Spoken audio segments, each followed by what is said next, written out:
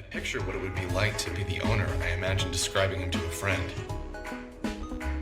Lonely? Nah, I don't get too lonely. Besides my mom, who's only a cat. An old cat, but a good friend to talk to. My fictional friend would reply, "You talk things over, do you?" Is that your hobby? Is what my hobby? Staring off into space and screwing up your face as if to say, what's going on inside my head is really important, so just let me think. My fictional friend would reply, "You talk things over, do you?" Of course, I didn't know this cat at all. Never met.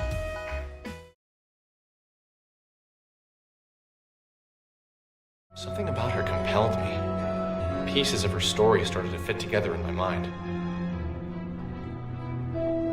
Well, at least that's what I thought at the time. I can admit now that some pieces were pure fabrication on my part. There was part of me that wanted to tell Michael everything, to get it all out in the open. But I couldn't bring myself to say it. There was something that felt personal, almost intimate about my meeting with Sammy.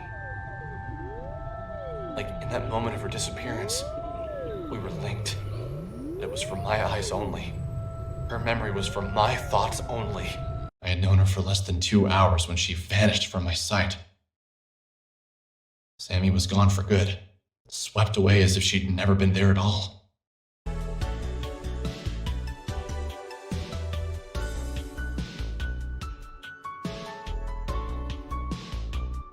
Just, can you keep it down, please? I had a rough night.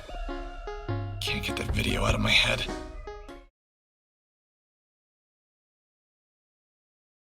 Maybe we can check online for a missing persons report. You could call the police and tell them you know where the video was taken. I don't know. There still is a part of me that thinks that, like... What, that you dreamed it? Dude, I don't know. That would be a pretty specific dream.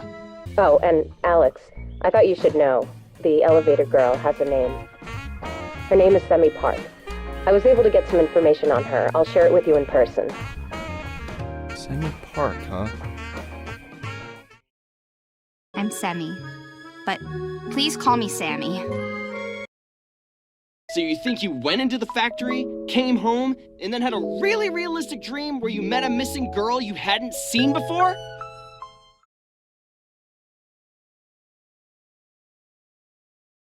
You see, she didn't exactly look like the girl in the video.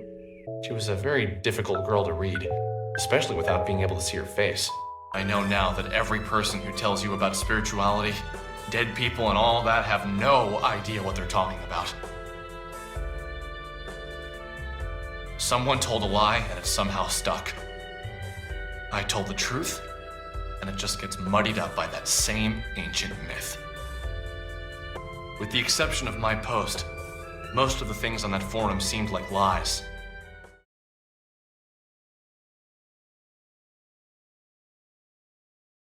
My Sammy, like a Sammy in the newspaper, may have looked the same.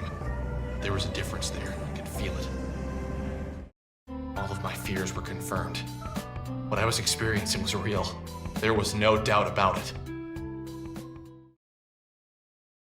I can admit now that some pieces were pure fabrication on my part.